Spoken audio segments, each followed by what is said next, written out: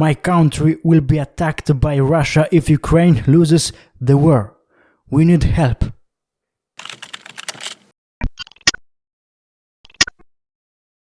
Salutare prieteni, sunt Nicolae Chicu, jurnalist din Republica Moldova, o țară mică despre care nu prea multă lume a auzit până când Putin a hotărât să invadeze Ucraina, provocând cel mai mare război în Europa de după al doilea război mondial. Moldova, o țară cu aproape 3 milioane de locuitori, după Ucraina este cea mai amenințată țară de războiul Rusiei. Dacă astăzi ar pierde Ucraina, următoarea țară pe lista Rusiei ar fi cel mai probabil Republica Moldova, pentru că nu avem o armată puternică, suntem neutri în Constituție, suntem puțini și chiar dacă noi am luptat eroi ca ucrainenii, nu am avea nicio putere de luptă, adică un elefant și un țânțar.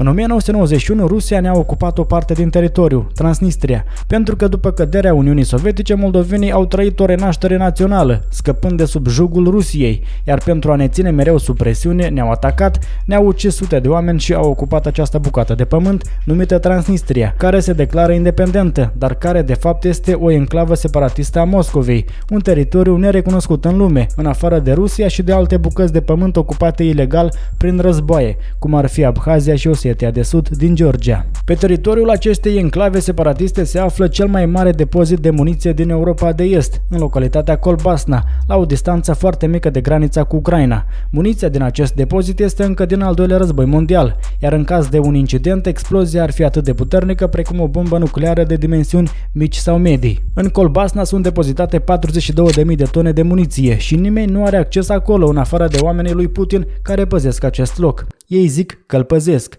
adică riscul unei catastrofe este destul de ridicat.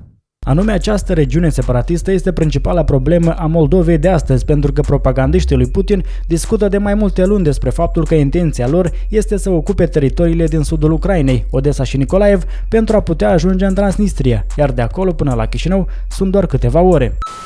Allora, il punto è il Donbass. Ma allora perché adesso, oltre ad attaccare di qua, voi state attaccando Kharkiv, state attaccando qui il sud per andare ad Odessa? Dove volete arrivare? Qual è l'obiettivo?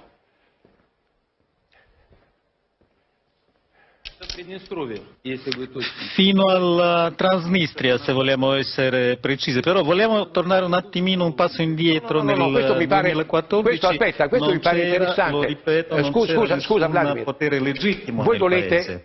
volete arrivare fin qui? Cioè prendere tutto questo pezzo d'Ucraina? Fino qua? Sì, nella Transnistria. Fino alla Transnistria? Beh, accidenti, allora il Donbass non c'entra più niente. È una scusa il Donbass.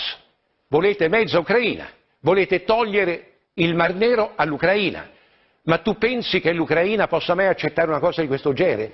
Tu pensi che noi italiani e noi occidentali e noi che aderiamo alla NATO potremo mai accettare una situazione di questo genere? Francamente io direi di no. Oficialii de la Moscova deja au venit și cu amenințări. Ei ne atenționează să nu-i supărăm pentru că răspunsul lor ar putea fi rapid și dureros. Мы призываем Кишинев отказаться от конфронтационной риторики, наносящей ущерб российско-молдавскому сотрудничеству. Или мы будем отвечать. Эти ответы будут болезненными.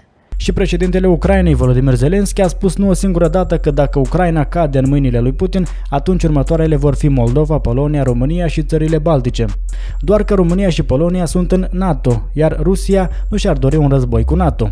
Țările Baltice nu sunt lângă Ucraina, iar asta înseamnă că rămâne opțiunea Republica Moldova. Poland, Moldova, Romania and the Baltic states will become the next targets if the freedom of Ukraine falls. Oamenii de rând din Rusia, bolnavi de propagandă și de imperialism, gândesc la fel ca Putin. Ei vor să ocupe și Moldova și Polonia. Приднестровье, кстати, тоже наши. Одесса и Кишинев. Надо все полностью брать, короче, было. Вообще, вот так вот, территорию полностью. Польшу, короче, вот так, вот, захватить надо все полностью. Până la războiul din Ucraina, unii confundau Moldova cu Maldive și nici nu știau unde este pe hartă. Iar după 24 februarie, când Putin a decis să ucidă mii de ucraineni nevinovați, a aflat despre noi o lume întreagă. Țara mea a dat dovadă de o bunătate extraordinară și a adăpostit cei mai mulți refugiați ucraineni pe cap de locuitor, în jur de 1,5 milion, la o populație de 2,8 milioane de oameni. Unii dintre ei au utilizat Moldova ca țară de tranzit spre Germania, Franța, Italia sau alte țări europene, însă foarte mulți au decis să rămână aici, pentru a fi mai aproape de casă și pentru că au multe rude aici. Noi i-am primit și fără documente, le-am oferit un loc de trai, hrană și dragoste, pentru că știm cum este să fii asuprit de ruși. Очень хотим домой, брат. Да, посмотрим по Очень ситуации. домой. Надеемся на возвращение домой. Спасибо Молдове, что принимает так легко и быстро. У вас очень хорошо себя чувствую. Спасибо вам большое. Ужасно себя чувствую. Там мой брат остался, моя мама, моя бабушка. Все остались. Моя кошка, я ее не могу вывезти. И тут никто ничем не может помочь. Ну, есть добрые люди, которые дают там жилье, но это же не дом. Отлично. У вас в гостях отлично чувствую. Очень приятно встретили, очень гостеприимно. Да. Спасибо вашим людям. Pe 16 mai 1812, Imperiul Rus și Imperiul Otoman au semnat o dubioasă pace de la București, care încheia războiul ruso-turc, un conflict care a durat 6 ani. Ca rezultat al acestor înțelegeri, Moldova, redenumită Basarabia, a fost anexată de Rusia. Au urmat 100 de ani de rusificare forțată, de chin și groază, până în 1918, când Basarabia s-a unit cu România în urma căderii Imperiului Rus. Acest eveniment a fost de fapt reunificarea vechii provincii românești Basarabia, furate de ruși în 1812. După o scurtă perioadă de înflorire economică și culturală în componența României, în timpul celui de-al doilea război mondial, în 1940, Rusia, adică Uniunea Sovietică, a anexat din nou Basarabia, în baza pactului secret între Germania nazistă și Uniunea Sovietică, numit Ribbentrop-Molotov. Așa se numeau miniștrii de externe ai Germaniei și ai Uniunii Sovietice. Atunci Stalin a trimis un ultimatum României, care a fost informată că dacă în câteva zile nu cedează Basarabia, atunci România va fi atacată. România atunci a cedat. După doar un an, România a reușit să recupereze Basarabia de la sovietici cu ajutorul Germaniei hitleriste, iar peste încă 3 ani, în 1944, Stalin a mai ocupat odată Basarabia, pe care a chinuit-o cât de mult a putut, distrugând elita culturală, adică oamenii inteligenți, pentru că nu trebuia să existe oponenți și oameni care să se revolte. A urmat o perioadă de foamete organizată. 300.000 de moldoveni au murit de foame, adică 10% din toată populația. Fenomen asemănător cu Holodomorul din Ucraina, acolo unde tot în aceeași perioadă, la ordinul lui Stalin, au fost uciși prin înfometare 10 milioane de ucraineni. Au urmat arestări în masă, o politică forțată de rusificare și deportări în Siberia. 10.000 de oameni au fost duși în trenuri pentru vite în cele mai îndepărtate și friguroase regiuni ale Siberiei. Mulți dintre ei au murit acolo.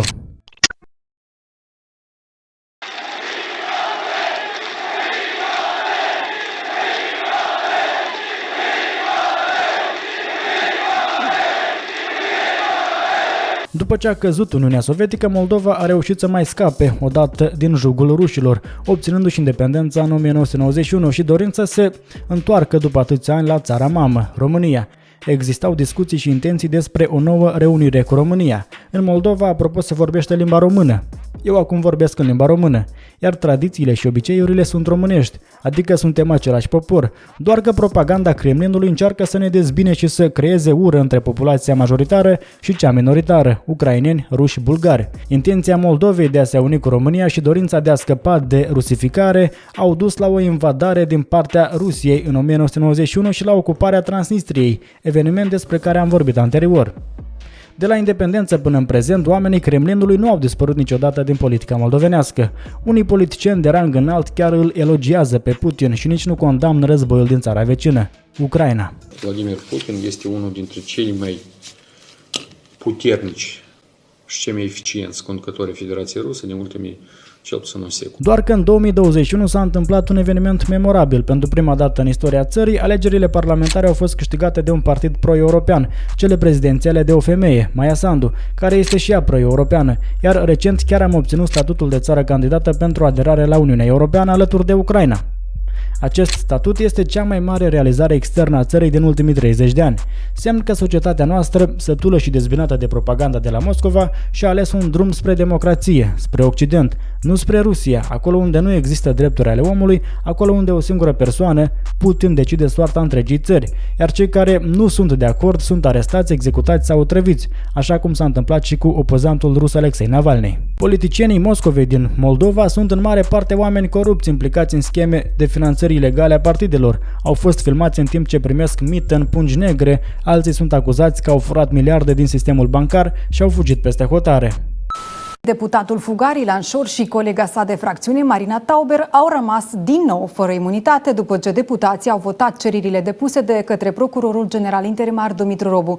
Cei doi sunt bănuiți de spălare de bani și escrocherie în dosarul frauda bancară cunoscut drept furtul miliardului. În prezent, Moldova este o țară pașnică, care speră să nu cadă Ucraina în mâinile Rusiei, pentru că asta ar însemna încă o perioadă neagră în istoria țării. Rusificare forțată, deportări, arestări și chinuri pentru cei care au o opțiune diferită față de Putin. Dar să nu uităm că majoritatea moldovenilor vor spre Uniunea Europeană, adică sunt împotriva lui Putin. Tragedia ucrainenilor este simțită și trăită zi de zi de moldoveni, pentru că în Ucraina avem rude, frați, surori. Unii moldoveni chiar au lucrat în Ucraina până la începerea războiului, alții și-au făcut familie acolo. Russian missile attacks have killed at least 20 people in central Ukraine, 2 of them believed to be children. And dozens of people were also hurt. The airstrikes hit several buildings in the city of Vinnytsia. Ukraine State Emergency Service said search operations are ongoing. This appears to be the first attack in Vinnytsia since the war in Ukraine began. Atacul sângeros care a avut loc recent în orașul Vinica, când rachetele rusești au ucis peste 20 de civili și au rănit peste 200 de oameni, s-a întâmplat chiar lângă Republica Moldova, la doar câțiva kilometri. Atacurile de la Odessa, la fel, sunt la doar câțiva kilometri din Republica Moldova. Zgomotul bombelor rusești chiar se aude și din țara noastră. Speranța mea, a noastră, este că Occidentul va livra armele necesare Ucrainei, iar cu ajutorul acestora, ucrainenii vor alunga ocupanții și vor aduce pacea în regiune și în întreaga Europa. Să nu uităm că rușii discută la televiziunile de propagandă că vor să distrugă toată Europa, nu doar Ucraina.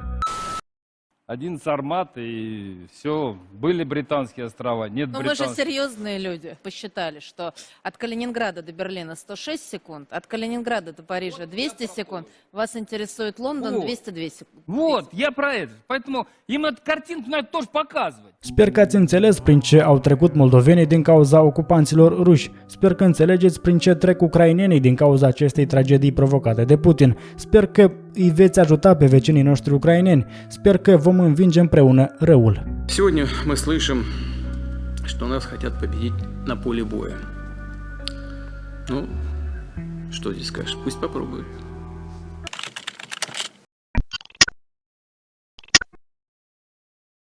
Sunt Nicolae Ghicu și cam atât am avut a vă spune astăzi. Nu uitați să vă abonați la canalul meu de YouTube pentru a crește împreună. Dacă vă place ceea ce fac și vreți mai multe astfel de materiale, puteți să mă susțineți pe patreon.com/nicolaechicu. Dați un like la acest video și desigur urmăriți-mă pe Instagram. Aștept părerile voastre în comentarii. Pe curând, pace!